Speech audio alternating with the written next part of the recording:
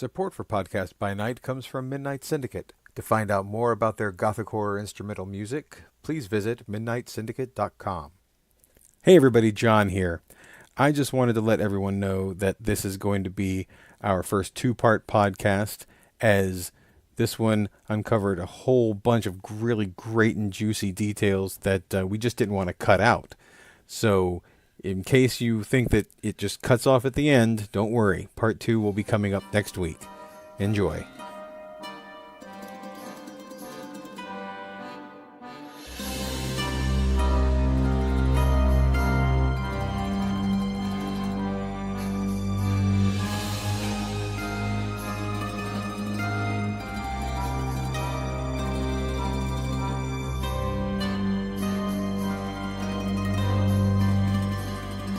Welcome everybody to Podcast by Night. This is John Long. I'm Jennifer Wolf. And tonight we have our special guest, Brujah expert, quote unquote. Why don't you introduce yourself? I'm Corey Wilkerson, and I am not a Brujah expert. Oh, he's so modest. He's so modest. Well, he's not an expert, but he does play a really darn good Brujah. I think because Corey is sort of Brujah in real life, so. Absolutely, absolutely. He embodies the whole punk, mentality, even though he still works for the man. He works from the inside. Exactly. That's right. There you go. He's our man inside. All right. Well, as you may have guessed, we are discussing the wonderful and storied, learned clan, Clan Brujah, and what's that? Smart. Yes, they're very smart. smart. They Wicked smart. Wicked smart. Yes, Good Will Hunting is actually a pretty good movie. We're going to put that in at the end. Are we really? We could. We could. Wicked smart. Yes, we're going to be discussing the Clan Brujah. They are one of the founding clans of the Camarilla, one of the core group, and we're really going to dive into this. But first, I wanted to kind of put out there a big bad thank you to our Patreon supporters. That's right. Woohoo! We have over 1,500 downloads, which is pretty big considering Jen and I did not expect such a big, influx of support. So thank you all so much for that. Thank you, everybody who listens to our little rinky-dink podcast. We love you. That's right, because this is all done for you guys with love reaching across the interwebs, because we love this game and we want to make sure that you guys have all the info you can stick in your ears so you can learn how to play this game to the best of your ability. And to help support that, if you guys are interested, go check out our Patreon page and become a supporter of Podcast by Night. That's right. The link is in the show notes, and it is also on our Podbean website. And also, I wanted to give a special shout out to the guys over at 25 Years of Vampire the Masquerade, a retrospective. Nate and Bob, Yay! You guys are awesome. Thanks for mentioning us. Yes, we actually got a mention on their show. You can expect mad tweets from us sometime during this week. That's right. You've got the contact us on your website. It's all good. All right. Oh, and also we're on iTunes as well. So any iTunes reviews go a long, long way to getting us up on that the features page, because we're kind of buried down there, but we are on there. I promise. Yes, we are on iTunes. Unfortunately, with iTunes, really anything less than 5 stars means nobody pays attention to you. Yeah, go check us out if you use iTunes. If that's your medium by which you listen to us, go on there, give us a rate and review, and see if you can get the word out there about Podcast by Night. Yeah. All right. Well, without further ado, Jen, let's get into this thing.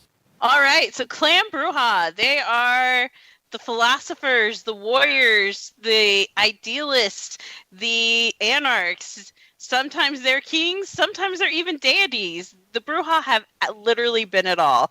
And this is a clan of people who revel in what they're passionate about, and they're so passionate about it, they will defend it to the death. They have never been ones to conform. They choose to be critical thinkers and rebels and individuals who have their own mind. Fitting in and obeying is not really the option for members of Clan Brujah. And that's kind of been the defining trait of the Brujah. They are the people who like to rebel against something, whatever that something is. But in these modern nights, unfortunately, the clan has kind of fallen on some hard times. People tend to think of them as little more than thugs, the rabble, the punks who like to stand on your lawn and play really loud music at all hours of the night. You know, Get off my lawn. Get off my lawn, you damn kids. Yeah, sure, there are Brujah who are exactly that way. But Brujah have a strong and proud and intellectual history that's all their own. So in this episode, we want to explore a little bit more about the complex and charismatic clan that is the Brujah.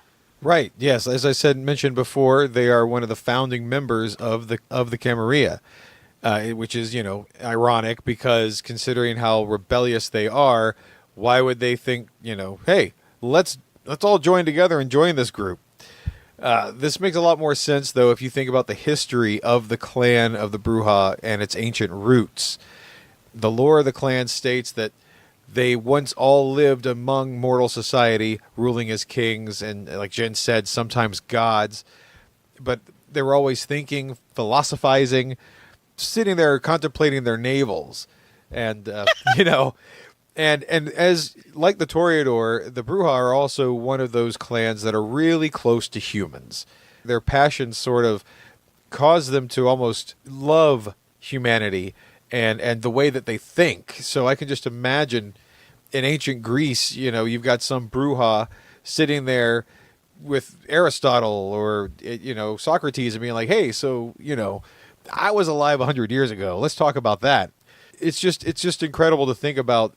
Back in the day, these guys were all about philosophy and culture, and any time that there has been a claim of a great burst in learning, you can bet that a Brujah will say, yeah, we were there. I can see the Brujah hanging out with Socrates because, the dude did, stir up the youth to such a point that the elders of Athens are like, okay, you either have to drink the hemlock or, renege all of what you had to say. And Brujah was like, no, dude, drink the hemlock. I got your back, man. Ha ha, psych. Oh, yeah. I could definitely see that. It's that shadow history that the world of darkness is filled with. The Brujah do claim that they were in ancient Greece. They were a clan of vampires who were looking for that ideal balance between themselves as vampires and humans, within themselves in terms of the mind, the body, and their beast. I mean, this was what kind of was their, I guess in modern parlance, we would say it was their nerd. This is what they were hyper focused on. Right. And this is where, and they were heavily involved in those societies and cultures where they were already critically thinking and asking those questions. So places like ancient Greece were like hotbeds of Clan Brujah because this is where a lot of these questions were being asked, and they were drawn to that. And their influence on mortal society is part of, at least they claim, is part of how we got these thinkers such as Socrates and Plato and Aristotle. Right, but as with all good things, it must come to an end. Those dastardly Ventru, the pesky Ventru, conflicts arose with them, and they drove the Brujah leaders out of Greece. I guess they had a feeling that what's that, Corey? Those conflicts that started that far back. You're going to see it mirrored throughout all of Brujah's history. Yes. And it started back then. It started in Greece, right? It started with the Ventru and the Brujah having conflict. The Brujah seeking a more idealistic society and the Ventru attempting to seize control. And the Brujah not agreeing with the way that the Ventru were trying to control Greece. And so the conflict begins, right? Yes. Absolutely. And you see that mirrored, it happens, in any, despite how the Brujah are, what the stereotypes are of the Brujah, and we'll get into that more later. The conflict with the Ventru is probably the truest part of the story that kind of continues throughout all of the history. and it starts with them leaving Greece and creating the greatest utopian society that was unmatched by any other society at the time, at least according to the Brujah historians. At least according to them. Right. But it was their utopian society. Carthage was their, Carthage on the northern coast of Africa. The Brujah flee Greece and they sail to Carthage, and they establish their own society there, where their ideals can flourish and grow. And it was their Renaissance time, their period where they had the most significant growth intellectually, philosophically, and then obviously all good things come to an end. And the fall of Carthage is something that still to this day rubs some, particularly older Brujah or Brujah that have heard those stories that have been passed down from their sires and from their sires. The stories of Carthage have kind of still, you'll still see a well-read player will kind of tie into that Carthage history, and you'll hear little snarky comments coming from even the most rabbly of Brujah. Remember Carthage. Right, remember Carthage. It's great. It's great when you see a player deep in an argument with a Brujah player deep in an argument with a Ventrue player, and then inevitably someone mentions Carthage in that conversation. That's how deep it goes. That's how far back it goes, and it's one of the kind of the more fun aspects of the story, and that seems to be held on to, even if it's like you said, just a snarky comment like "Remember Carthage." Just to kind of jump in, because in real life, in Jen's everyday normal life, Carthage is a huge thing for me. It's what I'm doing my PhD work on. So it's kind of fun to kind of see how White Wolf takes this, because Carthage, you're right. Carthage is like the great golden utopia, the lost city for the Brujah, and they are still bitter about it. And it's been 2,300 years at this point. 2,300 years ago, Carthage, it was at its height. The Brujah had a society there that they felt was the perfect utopia between vampires and humans, and it was this great society. But like you said, Corey, in comes that running theme, that running conflict between the Brujah and the Ventrue, because the Ventrue have control of Rome. And Rome and Carthage, for those of you who are not Roman history nerds like I am, Rome and Carthage were in conflict with one another. And it wasn't just Rome and their interest against Carthage and their interest. It was the Ventrue against the Brujah. And they had a series of wars. And eventually this culminates in the Third Punic War, which is when Rome pushed forward by the Ventrue, comes marching into North Africa. They defeat the Carthaginians. They sack the city, they burn it, and they salt the earth so that the Canaanites who are there can't come out of the earth. Anyone who hid in the soil to escape the fires and the flames and the sunlight, now you're stuck, because guess what? They salted the earth. They completely decimate Carthage, and what's worse, Rome then colonizes Carthage. So now Carthage becomes Roman, and it becomes Ventrue. So not only did the Brujah lose their utopia, the Ventrue just took it over. I mean, there is a reason they're still bitter about it, and they still bring it up in conversation all these centuries later. It was nasty. And it wasn't just the Ventrue. This was a concerted effort between Clan Assamite, Clan Malkavian, and the Ventrue, because all three of those clans claim the Brujah were up to some shenanigans, some infernal shenanigans. They were hanging out with demons, or so they claim. Because if you have an enemy and you want to defeat them, the best way you can do it is blame demons. Blame demons. It's always the demons. It's always the demons. Oh my gosh. The devil has infused in this culture. We must rid them of their demon taint. We must rid them of the sin of Satan. So yeah, they claimed it was demons, and so they went in and just cleaned house. So what you're saying is that times haven't changed. No. The devil still made me do it. Devil still made me do it. If you are going to play a Brujah today, this is a part of the history that you need to just note, because at some point you're going to have the opportunity. You're going to be deep in a conflict with another, with a Ventru, or with an Assamite, or with a Malkavian, and you're going to have the opportunity to drop a little "Remember Carthage" note in there, a little mic drop. It's always a lot of fun for those that are going to dork out on this game. It's always a lot of fun to kind of have those little bits of the history in the game. So if you're going to get down and play on some Brujah, which I would urge everyone to try at some point, remember Carthage. Excellent point.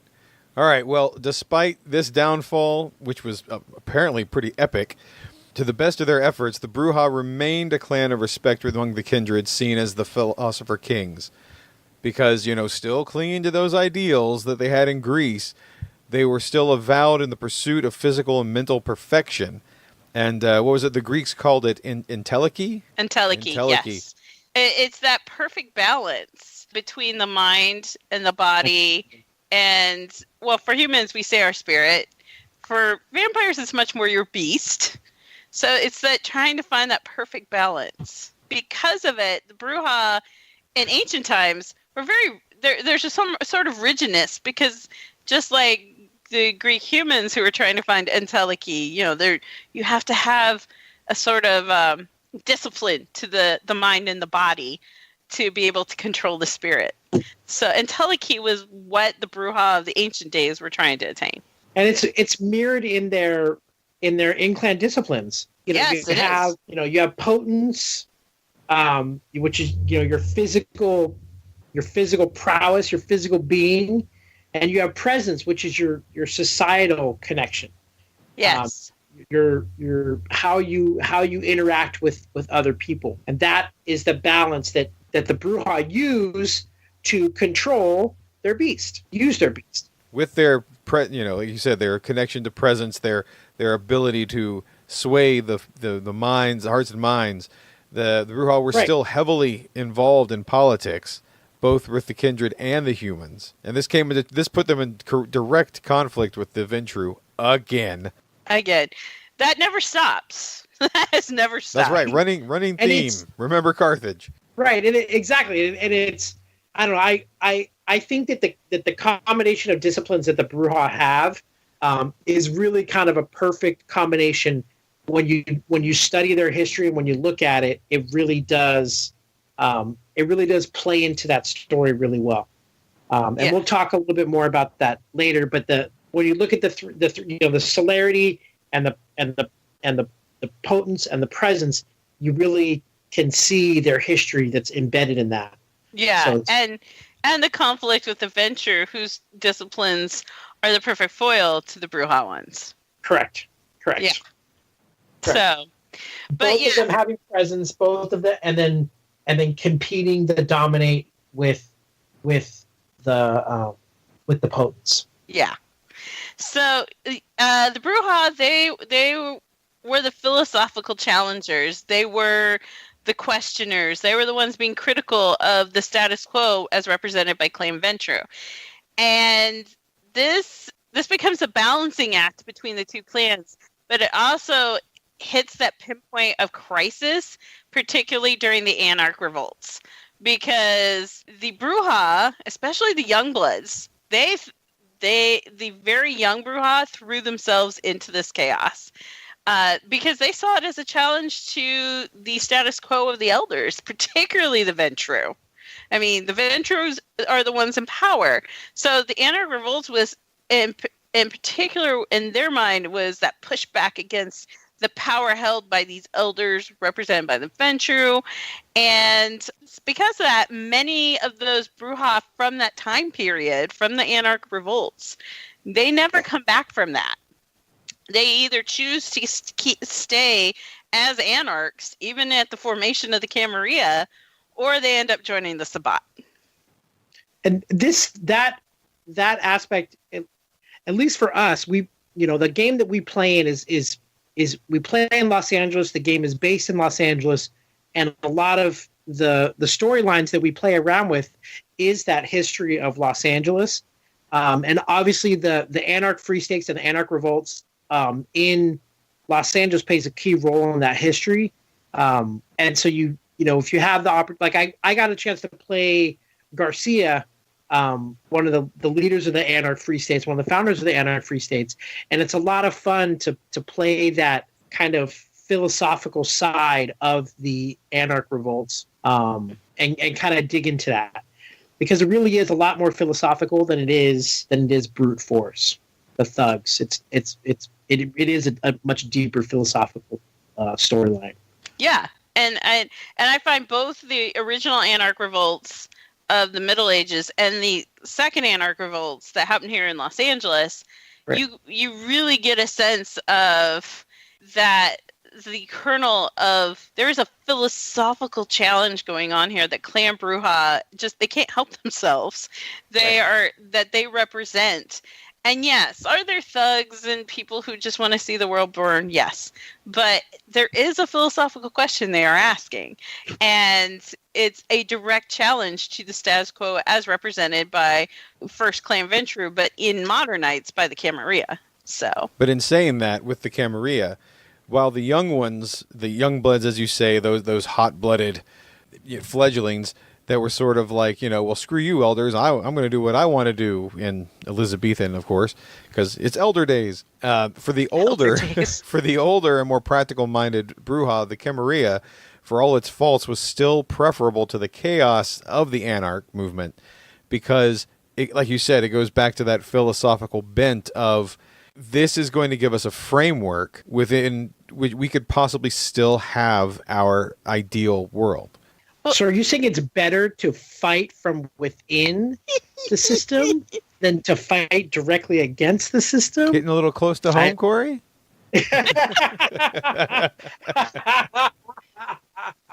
But yes, no, in a sense, yes, it's the idea that especially among the elders of the clan and some of the more philosophically minded, Ancilla neonates, they probably have that mentality. They probably are like, it's better to use those systems against, the old fuddy-duddies, the stasis that the Camarilla has garnered over these centuries to try to change things, than it is to try to just burn it down, because, once the house fire starts going, careful, because the next one's going to catch too. Right. And by being on the inside, the Brujah who choose to stay in the Camarilla feel like they are the counterbalance to the Ventru. Absolutely. Well, they are. I mean, that is the role they have chosen, because the Ventru are their millennial arch enemies. They have a philosophical conflict with the Ventru. So by being in the Camarilla, they are that check, that balance to absolute Ventru power. Because if you're an anarch and you're on the outside and you're screaming, yeah, down with the man, down with the empire, fuck those guys, well, that's all well and good, but that doesn't do anything nearly as effectively as being the one in the room where it's happening and saying, hey, by the way, I have a disagreement and I'm going to check you on that. Absolutely. In prepping for this podcast, reading about this sort of rivalry between the Brujah and the Ventru, it really opened my eyes to the idea that out of everybody, these two clans seem to be the ones vying for control, whereas the Ventru want things status quo. This is the way it's always been done, tradition. And the Brujah, even in the Camarilla, are far more, well, not far more progressive, because everybody's different. The philosophy of it is that they have the idea to question. Ventru don't really question. The Brujah are all like, hey, let's sit down and let's talk about this. Yeah, it's a lot like, not to kind of flip from the Camarilla to the Sabbat, but in the Sabbat they have the three theologies, the idealists, the conservative or the ultra conservatives, and the status quo. And in that same type of layout, the conflict between the Ventru and the Brujah is mirrored, where the Brujah have always functionally served as the idealist. So they're not just the counterpoint to the Ventru, they're the counterpoint to anybody that's trying to maintain the status quo and take that ultra conservative. So what, like it, you know, they're the counterbalance to the Tremere. They're the counterbalance to anyone that's trying to the La Sombra. Yeah, exactly. You know, the Brujah anti-tribute are doing the same thing in the Sabbat that they're doing in the Camarilla. They're just fighting against a different clan that's asserting control. The Brujah at their heart, it really doesn't matter what the status quo is. I mean, you could be conservative, right, liberal, or somewhere in the middle. But if you're it's much more about the people who are in power. It's much more about power, because if you want to think of power in terms of concentric circles, this is not my idea. I ripped this off of one of my professors. If you want to think of power in terms of progressive circles, if those in the very middle circle would be the status quo, whoever those are, the Brujah are always the ones on the outer circle who are speaking back towards the people in the middle, and the people in the middle are always changing. There's always going to be a new group who move into that center circle of power. The Brujah are always going to be the ones on the outside. Right. And I think that's kind of their curse, is that anytime they think that they figured it out and they establish a society that is their ideal society, it never lasts. No, it never does. It never lasts. It's like they're just cursed to struggle, pushing the Camarilla, pushing the Anarchs, pushing the Sabbat. You know, they're pushing them outside of their comfort zone. You know, and it doesn't matter.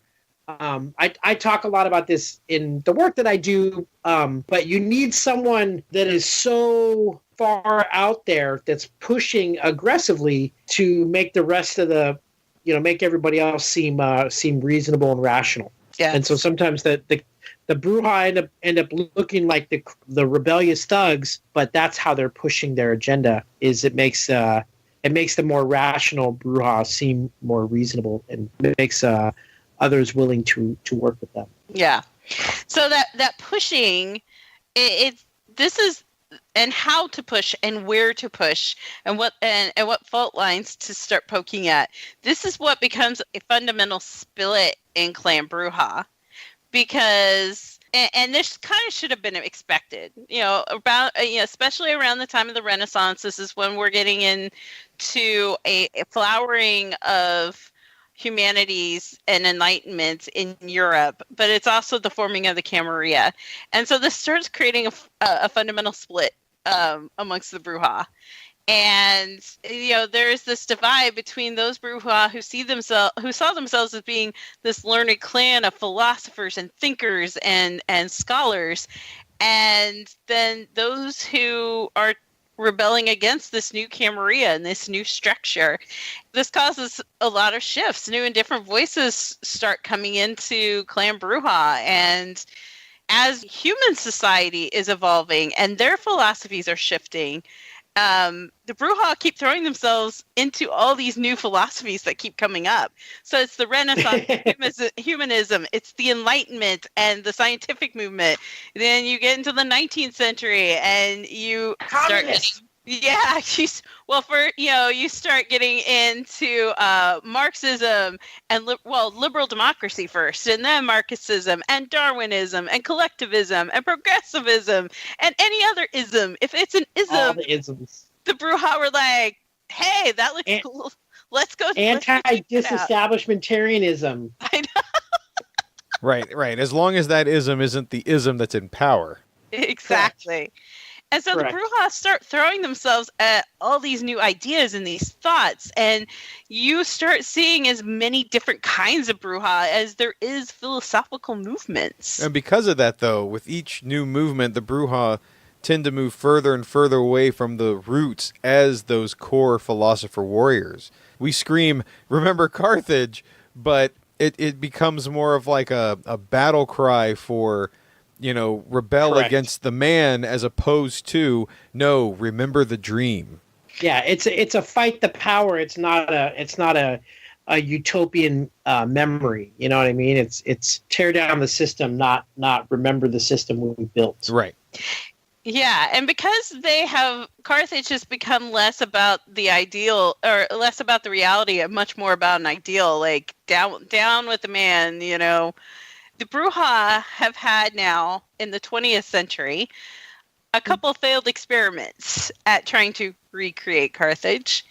In the early 20th century, the Brujah were very involved in Russia, and in the fall of the Romanov dynasty and Tsarist Russia, and in the building up of the Soviet Union. So the Soviet Union was primarily controlled by Brujah factions. And with this idea of this hope of recreating the utopian society like in Carthage, unfortunately for them, they didn't know that there was this really powerful Nosferatu, like Methuselah, hanging out there. And she had a lot to say about the Brujah controlling anything in her territory. And she basically cut them off from the rest of the world. And it's only in recent years that the Brujah of the Soviet Union have been able to get out, able to tell how kindred society crumbled in the last 100 years there. So that was the first of the two major failed experiments of recreating that utopia in modern times.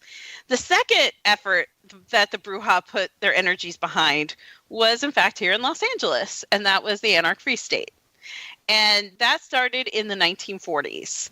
So up until that point, from about the late 19th century up until the 1940s, the city was controlled by the Toreador and Don Sebastian, who, we're not going to get into the nitty-gritty details, but long and the short is he made no friends of the rabble, the anarchs that were speaking out loudly against him. And in particular, he was an enemy of one particular Brujah named Jeremy McNeil, and proceeded to beat the living snot out of Jeremy McNeil, which for anybody to beat the snot out of a Brujah, that's a feat in and of itself. But Jeremy McNeil gets the hell beaten out of him. And because of that, the anarchs band together and overthrow the Camarilla in Los Angeles. And for 50, 60 years, they have what they called the Anarch Free State. It was a series of baronies controlled by different vampires. Not all of them were Brujah. Quite a few of them were. And it was supposed to be this utopia where everybody was equal and every vampire could be here and just be themselves without having to kowtow to the restrictions and the status and the protocol of the Camarilla. And it only lasted a few decades before it fell apart, because all the different factions within the Anarch Free State started fighting against each other, because we may all be equal, but that doesn't mean we can't be separate. So within that struggle, within those different anarch baronies, it was like they started fighting over power. Like the Brujah were fighting against the Ventru, the anarchs started fighting against the anarchs, and they started continuing the struggle for power. And that idealist that was built into all of those Brujah from the go were not able to shut that part of themselves off. So they've created their perfect utopian system, and then they immediately start fighting against that system because that's the system of power that's currently in place. Exactly. It's like they can't help themselves. They can't help themselves. Some of them, like Garcia that I played, who came up with the whole idea of the Anarch Free States, at some point kind of loses where he stands on that, and starts to recognize it for the failure that it is, and then is forced to make a decision, which was to abandon the anarchs and join these incoming usurpers that came and took advantage of that. Right. It definitely seems like the poor Brujah are just. I mean, from now on, every time I think of the clan, I'm going to hear some kind of Irish dirge playing in the background. Because right. It's like the idea of Entelechy also got lost with the dream of Carthage, because Right. it just seems like if they could master, because, with the Kindred, players always keep this in mind, the beast is always whispering to you. It wants power, control, unto ultimate destruction. And so if you can't master that, if you don't have mind, body, and beast, that, the Entelechy philosophy, then you're going to start looking around and think, now what? Like you said, Corey, we rally against the system. Now we're the system. And then how do we correct our brains around that? Right. And the Brujah themselves are probably the worst for that, because the beast with them is so strong. They're always on that edge of succumbing to the beast, that temper, the rage, the passion that they have.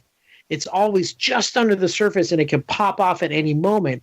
And they lack the ability to control it most of the time. And it's like that's their clan flaw, right? That is their cross to bear, is that they can't help themselves.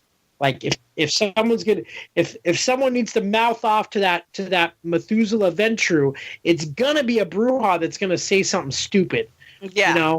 It's gonna say something that, like, they don't have tact. They can't help themselves. And that's sometimes is the funnest part about getting to play one of these characters, is that you'll see two players, a player playing a Toreador and a player playing a Ventru, and the Toreador and Ventru are having this deep conversation, and the Brujah will walk up and say say some dick and fart joke, you know what I mean, or something inappropriate, and it just, like, they can't help themselves, Right, and it makes it fun. It's because of that, though, that also, like you alluded to, Corey, that the usurpers, the people that were going to take that dream away from them, that unfortunately they fell victim to in the invasions of the Cathayans, the Asian vampires, that would cause the collapse, or at least they would, it would set things in motion. I think the collapse was already happened. It just solidified the collapse. Was a sudden new enemy that then, some of the main leaders of the Anarch Free States kind of jumped ship and saw the writing on the wall, saw that the Anarch Free States was falling apart, and they jumped and joined the Cathayans and established the new Province Mandarin that would rule Los Angeles for the next 20-something years. I think in White Wolf canon, they're still ruling Los Angeles, right? Yeah, and White Wolf canon, they're still in Los Angeles, but it's also a very gray area, because there's just been a lot going on with V5. Who knows what's going to happen? But yeah, exactly. But yeah, it's it just, you're right. The Anarch Free State was already rotten in the center before the Belgian come in to the picture, and they were already failing. Again, it just kind of speaks to kind of the ideal and the reality embodied in Clan Brujah, because the Brujah always want the ideal, right, and have a hard time holding on to the reality. But with that, this close to the red list. Yeah, this close to the red list. Yes, almost on the red list. But with that in mind, that conflict between reality and ideal, that kind of speaks to the split that you find in Clan Brujah in Modern Knights. Because Clan Brujah is philosophically kind of more or less divided into two sides. And those are the iconoclasts and the idealists. The iconoclasts are, pretty much who most people think of when you say Clan Brujah. They are the rebels, the thugs. They are, the brutish, working class, wearing Doc Martens and carrying baseball bats. That's this image that many have of the iconoclast.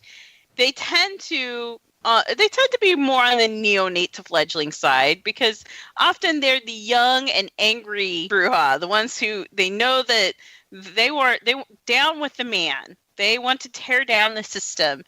They haven't been forced to grow up yet. Yeah, they don't have. Yeah, they haven't been forced to grow up yet. They don't have the wisdom of centuries behind them, and the knowledge of their clan and its traditions, or the other clans and their traditions, or the history, or anything.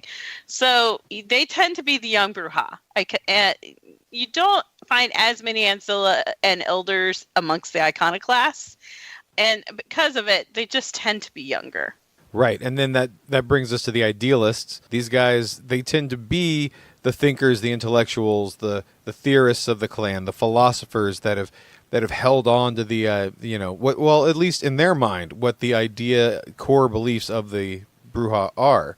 And this group tends to be made up of the ancilla and the elders, who were braced many years ago. This is just sort of where they land, because their habits haven't really changed since. Elders are over 300 years? Yeah. So they've been there. They've done that. They've got the wisdom of the years to back up what they're saying. And these are the guys that are, we're still trying to change the system from within. You young punks, you kind of settle down now, while the iconoclasts are like, listen, old man. Right. You sell out. Yeah, exactly, man. That some of the probably my favorite Brujah characters to play, and if you're gonna play one of these characters, this is probably one of the funnest aspects of this clan to role play, is that transition point from the iconoclast to the idealist. Role playing that transition is super, super fun. You can get into all kinds of like inner turmoil and angst, and you can see this character that maybe you start your character off as a neonate, a straight up 753 character, and you role play the maturing of that character into different positions or different titles or different coteries and things like that.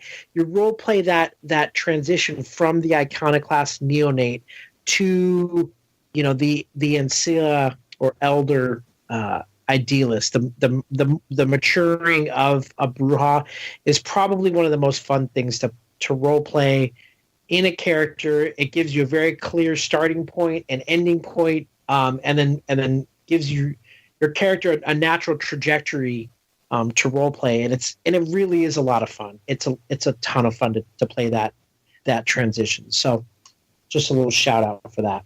And thanks for that, because that's an insight I think that is useful for players, because you don't have to stay static in one place. In fact, most Brujah don't, because what the power that you're railing against now may be in power now, but in 100 or 200 years, they may be passé, or your side may be the one in power. So it's always shifting. And so the Brujah never stay in one place. And that's not to say that a neonate can't be an idealist. A neonate can be an idealist. But you'll find that you're always moving, because times change, philosophy changes, your thoughts change as the longer you live and the more interactions you have.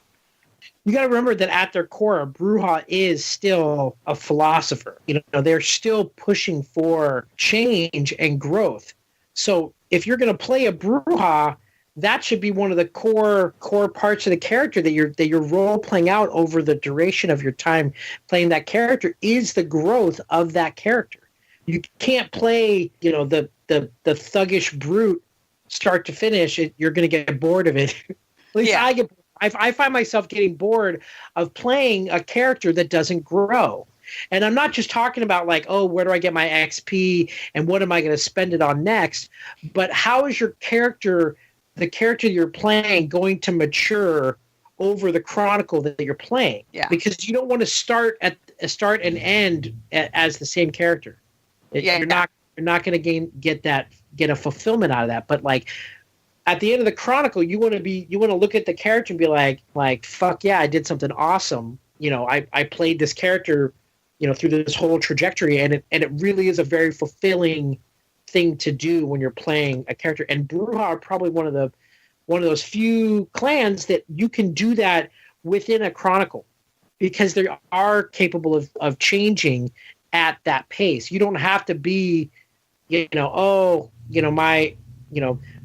a Brujah can mature over a short period of time, whereas a lot of other clans, that maturing might happen, over 100 years. And obviously, like, we're never going to get a chance to play that unless you're playing your chronicle is changing time periods over the course of the chronicle or something. Yeah, right. That's great insight, Corey. That's, man, I couldn't say it better. I mean, that's definitely one of the reasons why I think, like you said, Brujah is one of the few clans that actually has a progression built in that on a cursory, reading, you're not going to really pick up on that, which again is why we're here to help, deep dive into this. So we, it'll deepen your role play. Okay. So was transition. Yeah. Okay, so with that, you've got the split along those philosophical lines, iconoclast, idealist, but another hallmark of the Brujah clan that is many characters know about is they can unite against a common cause. I mean, God help you if you're an outsider coming in starting bad-mouthing one Brujah, next thing you know, you've got the whole clan on your back. Yeah, you don't get to pick on a stupid cousin because that's our stupid cousin, and no one gets to pick on a stupid cousin except us. Except us, exactly. It's like the dynamics within the clan are very much like a familial type of dynamic where, like, I hate my brother, but if anybody talks shit to my brother, I'm gonna step in there and I'm gonna back him up.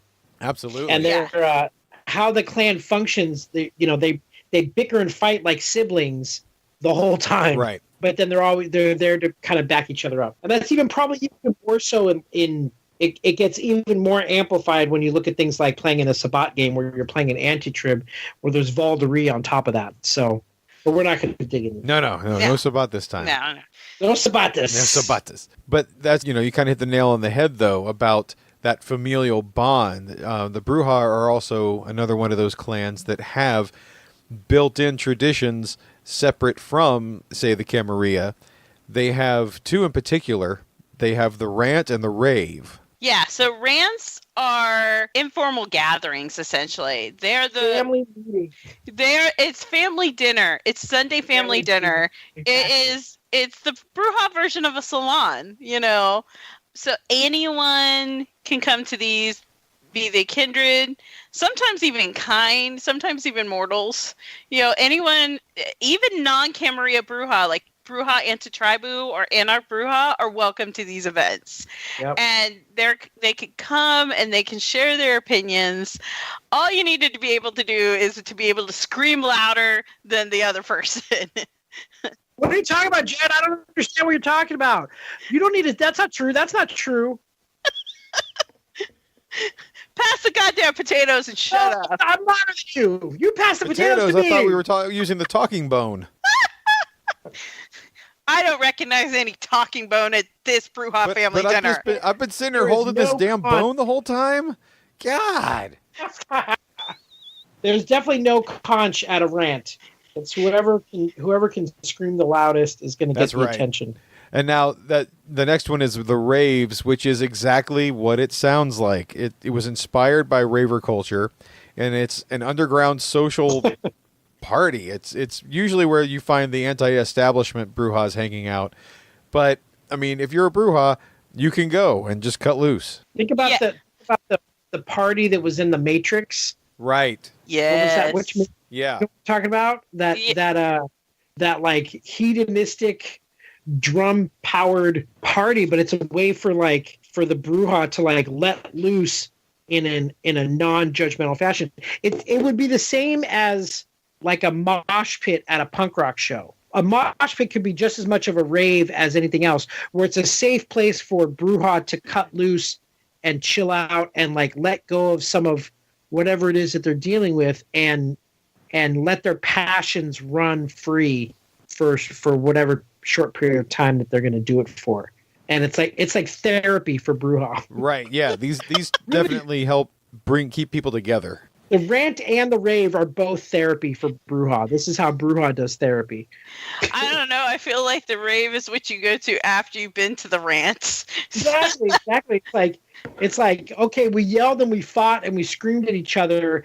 Now we're going to reconnect again in a hedonistic sort of fashion. Rant and the Rave. Rant Yep, and the the Rave. Rant and the Rave. So, as Corey mentioned earlier, the Brujah have a particular combination of disciplines that fit them very, very well. Dope. They are so dope. much fun. They're so dope. But the Brujah are strong, charismatic, and smart vampires. And because of that, the discipline combination they have reflects that. Now, these 3 disciplines in and of themselves are not exclusive to the Brujah. These are actually 3 of the most common disciplines amongst the vampire clans, but none of them have them in the combination that Clan Brujah does, and it's particularly effective for them. Like Corey said, he started off with we have celerity. Now that's typically super speed. I mean, the Toreador have it too, and it's rumored in ancient times that the Brujah could move so fast that they could warp time. But that's just legend and myth. That's not there's no Brujah out there that can't warp time. That's just they can do that. That's just. We'll refer to those as the true Brujah, and we'll just leave it there. And let's someday that's a mythical subculture that that's like unicorns and shit. That's unicorns and shit. Someday we'll discuss the myth. That's right. True. We can have the lost to the time, mists of time episode. Yeah. Yes. Right. Time. Oh God, I did not mean for that, but okay.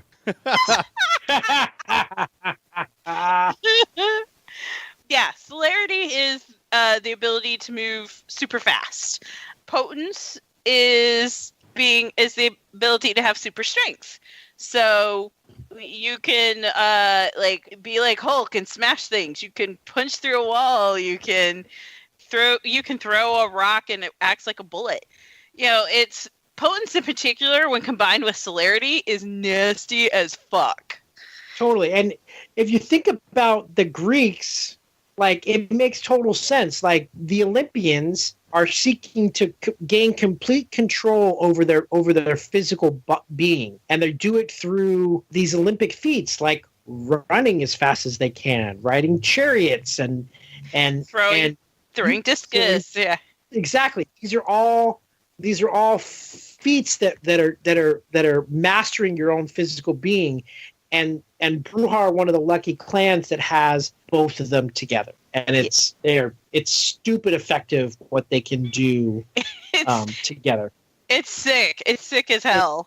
I mean, it's sometimes you don't always get the chance to role play these two particular disciplines. In a lot of game settings, you don't always get the opportunity to necessarily role play them. Like in a Camarilla game, how frequently are you really going to be going into battle in game? Yeah, it doesn't happen that often, but you can role play these disciplines in how your character holds themselves, in the way that they walk, in the way that they move, in the way that they speak. Like they're gonna use their physical being to dominate and control the people that are around them, and so you can role play the core nature of these disciplines, even if you're not necessarily using them in a traditional like game setting. You know what I mean? Like sometimes you might have the chance to do it. Sometimes you could use a little celerity and nobody knows. Sometimes you could use a little potence when you're shaking someone's hand, just to kind of like assert control. And kind of show them who's boss, but they're very, very powerful. But there's a way that you can role play these disciplines where you're not actually necessarily using them and flexing them in game, but they affect how your character behaves and how they hold themselves. So, and on top of that, beyond the two physical disciplines of celerity and potence, yeah, in terms of role playing, you also have presence. The Brujah are charismatic vampires. They have charisma to spare, and presence is how they channel that. So they're creatures of passion, and they channel that passion into the swaying of other people to their belief system. Whether it is stirring up the masses to go fight, you go storm the castle and fight the baddies, or getting a group of people to back your political movement in court. Presence is a tool they use to be able to manipulate people emotionally in those ways. And then add that to their 2 physical disciplines. Any Camarilla, if you're doing a Camarilla LARP, all 3 of those can make for a very powerful, charismatic character that you're role-playing. Yeah, Martin Luther King, I would say, is a Brujah. Yeah, Malcolm X too. Malcolm X was a Brujah, exactly. Yeah. Malcolm X probably flexed more of the physical aspect. The Black Panther Party; those were Brujah. Marx was a Brujah. You know what I mean? Like those are your enigmatic leaders, idealistic leaders. That's where the presence plays that role. That charismatic leader. The guy that's gonna the union leader that's gonna stand up at the union meeting and it's gonna rally the other workers into going on strike. That's the type of charisma that a Brujah would have. Yes, and that's where presence becomes very important for them, because whereas another clan, like say the Toreador, who also have presence, they would use it to dazzle you or to seduce you or lure you in. The Brujah are using it to help bring you along with on their journey, on what they are trying to espouse. And granted, not every Brujah is going to be the same. So some Brujah are going to be super great at, say, celerity or presence, or celerity and potence, and not necessarily at presence. But for those Brujah who are those very charismatic Brujah, I mean, all this together makes them very formidable and powerful individuals. Yeah, Jeremy McNeil found, as one of the founders of the Anarch Free States and really pushing that movement, he was a charismatic leader that led these other kindred into fighting against the system and establishing the Anarch Free States. And it took a judicious amount of presence in order to be able to do that. But how a Brujah uses presence is different than how a Toreador uses presence or how a Ventrue uses presence. And it's important to remember that when you're playing these different clans, is that there's going to be little nuances between how these disciplines play out between the different clans, and you should be thinking about that in your head as you're role playing this stuff out. How would this character be utilizing his disciplines? Because the discipline is just the power, but how it manifests itself is going to differ by clan and by archetype and by player. And it's important to think about those as you're role playing these aspects of the character.